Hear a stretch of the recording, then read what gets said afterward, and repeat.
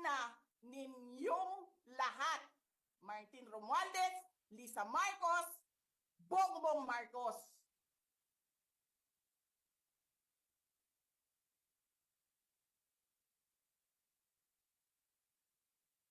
Ginigit-git nyo yung mga tao ko dyan sa envelope na yan. Lisa Marcos, naalala mo? Nagpadala ka sa akin ng video?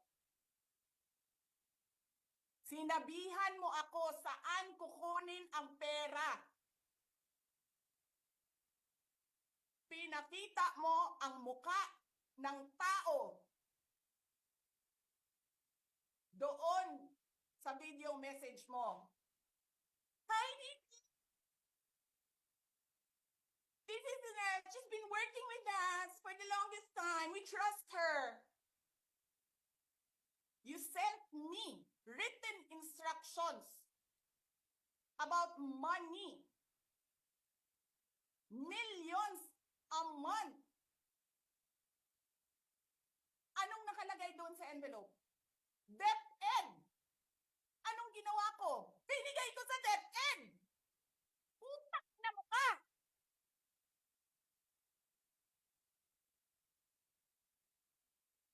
Wala ka ngang posisyon sa gobyerno, namimigay ka ng pera ng gobyerno eh.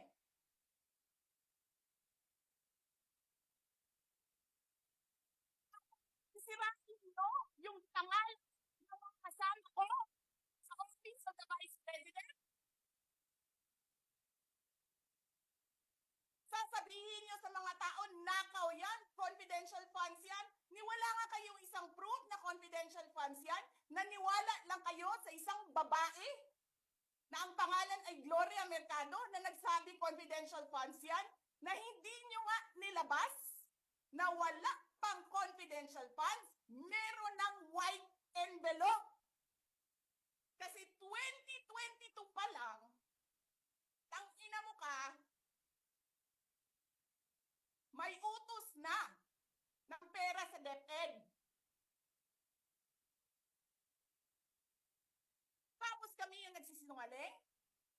Nagpipigil ako eh.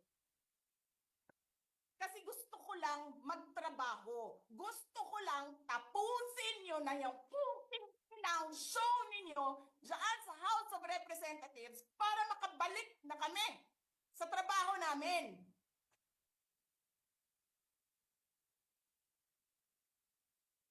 Tapos ganyan ang gagawin ninyo sa amin dahil hindi kami sumusunod sa inyo?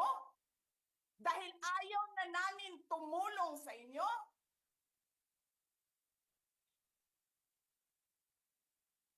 Ganito gagawin ninyo?